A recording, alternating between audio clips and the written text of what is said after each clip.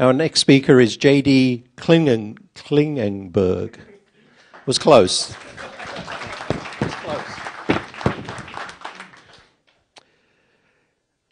JD Klingenberg, Common Business Measures, Reporting and Advocacy in Aquatic Facilities. Common Business Measures, Reporting and Advocacy in Aquatic Facilities, JD Klingenberg. Thank you, Alex. So I'm currently the aquatics director for a school district in the middle of Wyoming. I've come up through corporate health clubs, worked in municipal environment, and each one of these opportunities is presented a great opportunity to excel and learn the different challenges of the various aspects of aquatics. First thing I want to know, or you need to know as an aquatics operator, is who's calling the shots. Most of you probably have a executive director, president, someone you report to. You may report directly to a board of directors, and having come up through health, fitness, recreation, you may have somebody that looks like this guy. Going to be very different reporting to him. Know what's important to them. Is it going to be the dollars and cents making money? Is it the customer satisfaction? How are you going to measure that? Or is it a numbers game? How many people are you getting through your doors? Each group's going to have a little bit different criteria that they look at. One of the things you want to make sure you're doing is give them the information in the language that they want. One of the things I've found is that oftentimes we are great at selling why we do what we do.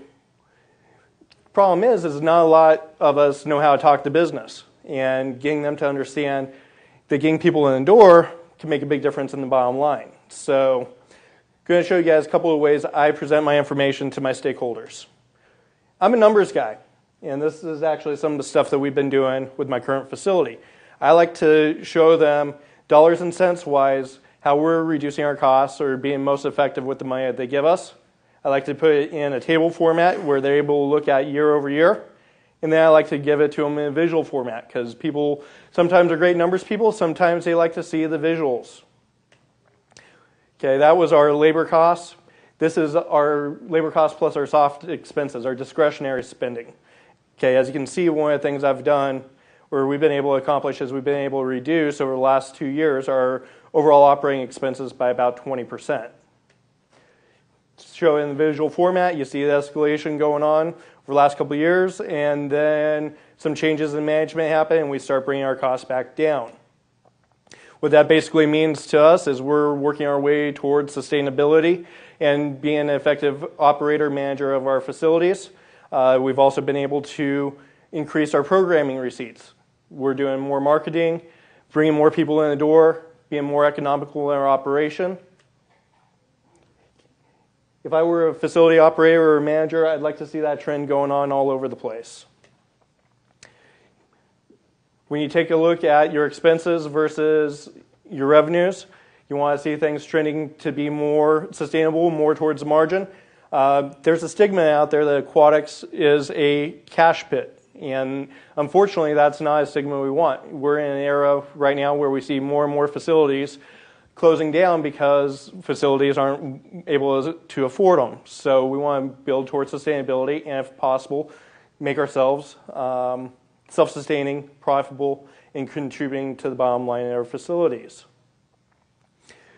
I'm in a nonprofit situation working for a school district up there, and I don't have to make it on the margin yet, but I want to get there eventually. So trying to share that information with our stakeholders and show that we're making steps in the right direction.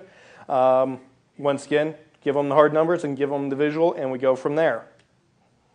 I also like to take a look at our programs, show them that we are getting more people using our facilities, using our programs year over year, and justifying our marketing efforts, because marketing isn't necessarily the cheapest thing to do, but if we're able to show that what we're doing is getting numbers coming in the door. Okay, this is our swim lessons program during the summers.